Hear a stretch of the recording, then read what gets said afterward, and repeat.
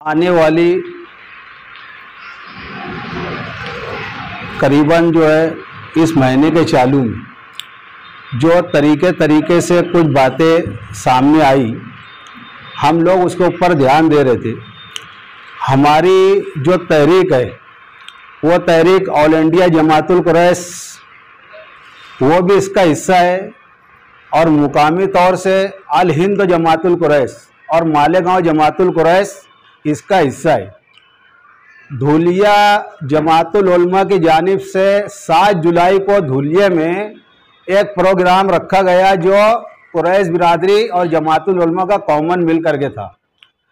उस प्रोग्राम के अंदर ये तय हुआ कि अपनों को जो है काला जानवर जो है चालू रखना है और रंगीन जानवर का जो खरीदी बिक्री साटी कारोबार है वो बंद रखना है। इस तरीके का फैसला आरिफ चौधरी साहब जो महाराष्ट्र के ऑल इंडिया जमातुल कुरैश के सदर है उन्होंने अपना स्टैंड क्लियर कर दिया था।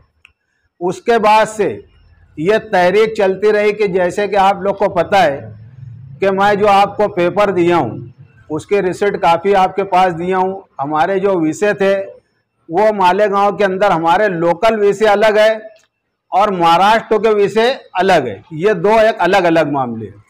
आपको हमने जो पेपर दिया उसमें दोनों ही बिरादरी के जिम्मेदारों के सिग्नेचर के साथ में है। जो हमने डिपार्टमेंट में दाखिल किया उसके रिसिप्ट काफ़ी है आप लोगों के पास। और उसमें जो हमारे मुतालबे थे एडिशनल एसपी साहब से, हमारे मुतालबे ऐसे थे कि हमको जो काला जानवर लाने के लिए जो तकलीफ़ होती है रास्ते में, तो उस तकलीफ़ को नहीं होना चाहिए। तो एडिशनल एसपी साहब के साथ में आसिफ शेख रशीद साहब और दोनों ही बिरादरी के लोग ने एडिशनल एसपी साहब से एक जॉइंट मीटिंग लिया। एडिशनल एसपी साहब ने पूरा आश्वासन दिया उसका कि हम जो है थोड़ा बहुत नज़रअंदाज भी करेंगे, आप लोग कायदे में काम करो, कायदे से करो, हम आपके साथ में। दूसरा विषय महानगर पालिका का हमारा था। महानगर पालिका की हमारी जो स्लाडर हाउस जो गवर्नमेंट का है उसकी फीस तकरीबन 735 रुपया उसकी फीस रहा करती थी। इस मामले को लेकर के लेबर चार्ज वगैरह मिला के तकरीबन 1200 रुपया उसका चार्ज लोकल हो जाता था, जो आम तौर से गरीब आदमी जो यहाँ के 1-2 जानवर जो लोकल कारोबार करने वाले इनको जो है वो पुरता नहीं था।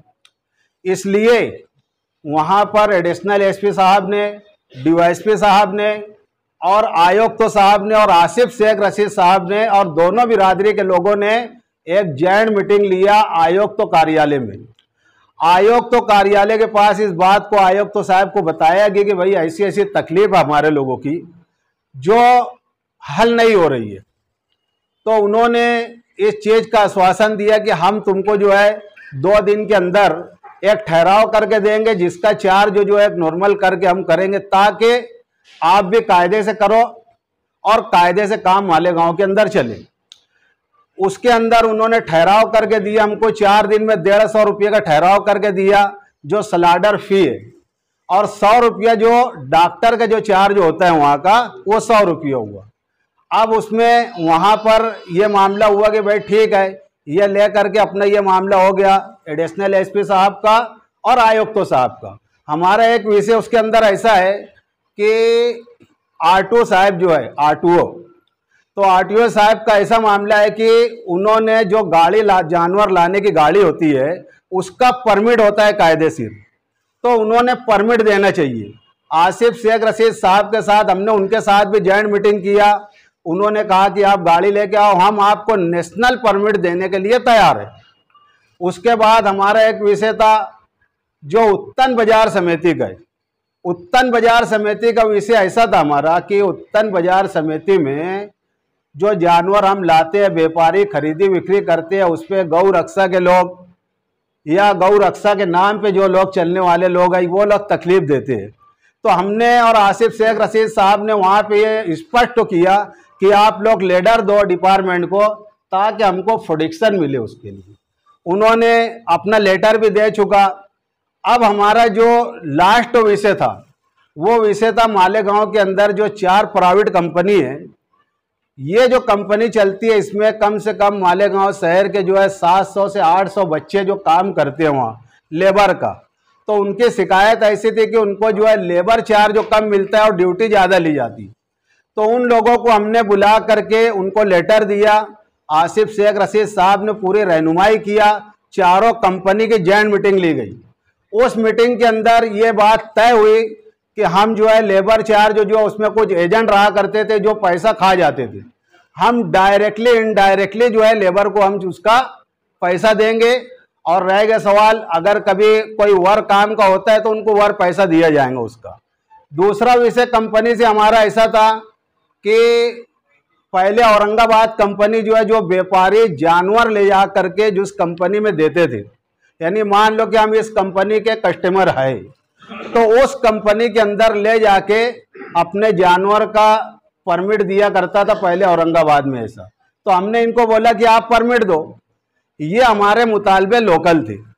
जैसा कि आप लोगों को पता है, मैंने पेपर भी दिया आप लोगों के पास, उसमें दोनों जिम्मेदारों की साइन है। और ये हमारे मुतालबे टोटल हमारे पूरे हो गए। अब बीच में ऐसा मामला हुआ कि भाई हम वहाँ बैठे, हमने इनको जिम्मेदारों को बोला कि आप लोग जो है कंपनी लिख करके देने को तैयार है, आप लोग उनसे ले लो लिख करके, ताकि बच्चों का रोजगार चालू हो जाए और जो अपने प्रॉब्लम है वो सॉल्व हो जा रही। क्योंकि लोकल मुद्दे अलग है और स्टेट लेवल के मुद्दे अलग है।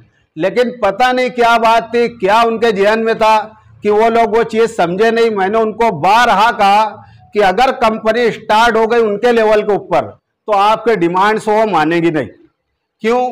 क्योंकि दबाव अलग चीज़ है और किसी चीज़ को मनवाने का एक वक्त तो रहता है, वो वक्त तो था। हमने बोला, उन लोगों ने माना नहीं। हमने उनको 1 घंटे का टाइम दिया कि 1 घंटे तक के हम बाहर बैठे हैं, आप लोग आ जाओ और साथ में चल के अपन जो है तो लेबर के लिए जो लेखी कंपनी को चाहिए और अपने दूसरा जो है एजेंट लोगों का जो मामला हम लिख करके ले लेते हैं परमिट का। लेकिन पता नहीं कोई बात की वजह से वो लोग का इत्तेफाक नहीं बन पाया, तो इसलिए वो लोग आ करके हमको कोई जवाब उसका नहीं दी। हम लोग 1 घंटा इंतजार करने बाद फिर हमने हमारे मुकाम पे आ करके बीफ मार्केट जूना जो है वहाँ आके बैठे हम लोग, और बैठ करके वहाँ पे हमने बातचीत किया। बातचीत करने बाद हमने ये तय किया कि यार हमको जो है इत्तेहाद किसी हाल में नहीं तोड़ना है और ना ही इत्तेहाद हमने तोड़ा है। जो तरीके से बात कुछ अलग अलग चल रही है कहीं भी, हम इत्तेहाद के साथ है, क्योंकि ये इत्तेहाद किसी बिरादरी का इत्तेहाद नहीं है, ये इत्तेहाद पूरी कौम मिल्लत का है। और जिसके सरपरस्त हो आसिफ शेख रशीद साहब, जब तक कि आसिफ शेख रशीद साहब का इशारा नहीं होता ये इत्तेहाद कभी नहीं टूटेगा। आप इस बात को जो है नसीन कर लो, इत्तेहाद हमारे तरफ से कहीं तोड़ा नहीं गया, ना तोड़ा जाएगा आगे भी। जब भी आसिफ शेख रशीद साहब हमको बुलाएंगे, बुला करके बोलेंगे, हम उनके रहनुमाई के अंदर उनके गाइडलाइन के ऊपर आगे भी चलने को हम तैयार है। हमारे दोनों बिरादरी के सोच में कहीं फर्क हो सकता, कुछ लोगों के सोच में फर्क हो सकता, लेकिन अगर ये जिस्म ये बिरादरी है तो वो बिरादरी हमारा दिल है। और इसी तरीके से हमारे यहाँ पे एक लाइसेंस होल्डर्स यूनियन है, जो आज की कॉन्फ्रेंस हो है, इसमें ये लोग भी मौजूद, लाइसेंस होल्डर्स यूनियन के लोग, जो 48 लाइसेंस है, जो स्लाडर हाउस के लाइसेंस है, वो लोग जो है ये भी हमारे साथ आए। पिछले टाइम एक ऐसा मामला हुआ कि जब हमारे डिमांड्स तो पूरे हो गए, अब कुछ बचा नहीं, तो अपने को जो लोकल कटिंग का उसको रोकना नहीं चाहिए। ऐसा लाइसेंसदारों का एक ठहराव हुआ और ठहराव के मुताबिक जो है हमने उधर के भी जिम्मेदारों को बैठाया और बैठा करके उनको बोला कि भाई ऐसी बात अगर आप लोग कुछ बोलना चाहते तो बोल सकते हो, लेकिन उन्होंने कोई बात किया नहीं। और उसके बाद से कहीं ना कहीं हमको ऐसा लगता है कि कुछ लोग जो है गलत गाइड कर रहे हैं और बिरादरी को गलत दिशा पे ले जाने की कोशिश कर रहे हैं। हम एक साथ है, एक साथ थे, एक साथ रहेंगे इंशाअल्लाहुल अजीज। इसके अंदर कोई इख्तिलाफ नहीं है, कोई बात नहीं है। किसी एक आदमी के बोलने से बिरादरी के अंदर कभी इख्तिलाफ नहीं हो सकता। पूरी बिरादरी का फैसला भी कोई एक आदमी नहीं कर सकता। कोई एक आदमी, उनका अपना नजरिया है बोलने का, लेकिन ये बिरादरी, जैसे मैंने कहा हमारा दिल है, वो बिरादरी भी, तो ये दिल को कोई जिस्म से अलग नहीं कर सकता। हमारे ये मौकूफ एकदम क्लियर कट है। जमाअतुल उलमा और आसिफ शेख रशीद साहब की रहनुमाई के अंदर हम ये पूरा प्रोग्राम आज तक के हमारा चला है और आगे भी इंशाअल्लाह चलेगा। मैं एक बात और आप लोग को बताना चाहता कि कल 6 अगस्त को औरंगाबाद में ऑल महाराष्ट्र जमातुल कुरैश के तरफ से एक रैली है, उसकी हम पूरे तायद और हिमायत करते हैं। हम भी जाएंगे और सब लोगों को ऐलान करते हैं आपके प्रेस कॉन्फ्रेंसों के जरिए कि सब लोग उसमें ताउन करो, क्योंकि पूरे कौम मिल्लत का मामला है।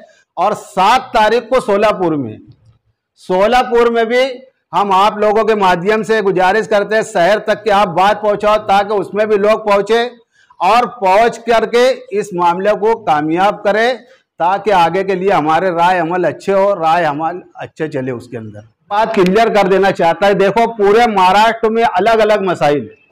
जैसे बॉम्बे चालू है काला, आप वहां से लेके जाओ पूना चालू है।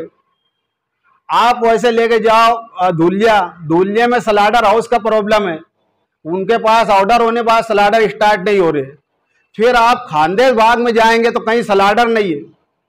इसलिए ये कॉमन एक जैसा नहीं हो सकता। हर लोगों ने अपने तौर से अपने मुकामी जो तकलीफ थी वो अपने ला करके उन्होंने दिया है, और मैंने आप लोगों को जो लेटर दिया उसमें स्पष्ट हो एकदम क्लियर कट दोनों के साइन के साथ में कि हमारे जो मुतालबे लोकल थे वो आपके सामने है और आप लोगों के बीच में हमने रख दिया पेपर के साथ में।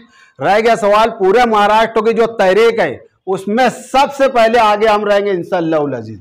हमारा उसमें कोई इतलाफ नहीं है, कोई वो नहीं है। कुछ लोग ऐसा बोलते हैं भाई कुछ लोग हर जगह रहते हैं, लेकिन कुछ लोगों से भी हमारा कुछ बिगड़ेगा नहीं, क्योंकि आसिफ शेख रशीद साहब हमारी रहनुमाई कर रहे, हम उनके रहनुमाई के अंदर चल रहे। हम आसिफ शेख रशीद साहब का और एडिशनल एसपी साहब का, आयुक्त साहब का, डीएसपी साहब का हम उनका शुक्रिया अदा करते। अगर उन लोगों ने सहयोग नहीं किया होता तो ये यहाँ तक हम पहुँच नहीं पाते। और आप लोगों को कोई सवाल है तो आप लोग कर सकते हैं। जो बात इन्होंने बताया मैं आपको क्लियर कर दिया कि पूरे महाराष्ट्र में अलग अलग मसाइल लोकल है, लोकल मसाइल अलग अलग हो सकते हैं। अब एक बिरादरी का इसमें पहले मैं आपको स्पष्ट कर दूं कि मालेगांव शहर में दोनों बिरादरी कॉमन लाइसेंसदार है। आपकी अगर गलत फहमी होंगी तो इसको समझ लो, और दोनों बिरादरी हमारे साथ में एक दिल की तरह जिस्म के साथ लगी है। इसमें कोई इतलाफ नहीं है और ना इंशाअल्लाह कोई इतलाफ रहेगा। मतलब साथ में रहने के बाद हम लोगों को मतलब हमारे जो साथ वाले हैं उनको कोई बात ऐसी बताई नहीं गई कि मीटिंग हुई और मीटिंग में क्या फैसला हुआ, बंद करना है चालू करना है, वो 3 से 4 लोग जो है तो अपना अपना जाकर कर लिया है। बहुत अच्छा सवाल है तुम्हारा। मैं ये कॉन्फ्रेंस तो परसों लेने वाले थे हम लोग, लेकिन अल्लाह करना ऐसा कि हमारे जो एक जिम्मेदार थे हाजी हनीफ साहब धरनगांव वाले, उनका इंतकाल हो गया, और वो इंतकाल होने की वजह से हमने मुनासिब नहीं समझा कि किसी बात का वजाहत करना चाहिए इस वक्त। फिर दूसरे दिन उनकी मैयत के तहफ़ीन का वक्त हुआ, तहफ़ीन किया गया, और अल्लाह ताला उनको जो जन्नतुल फिरदौस में आला मुकाम दे।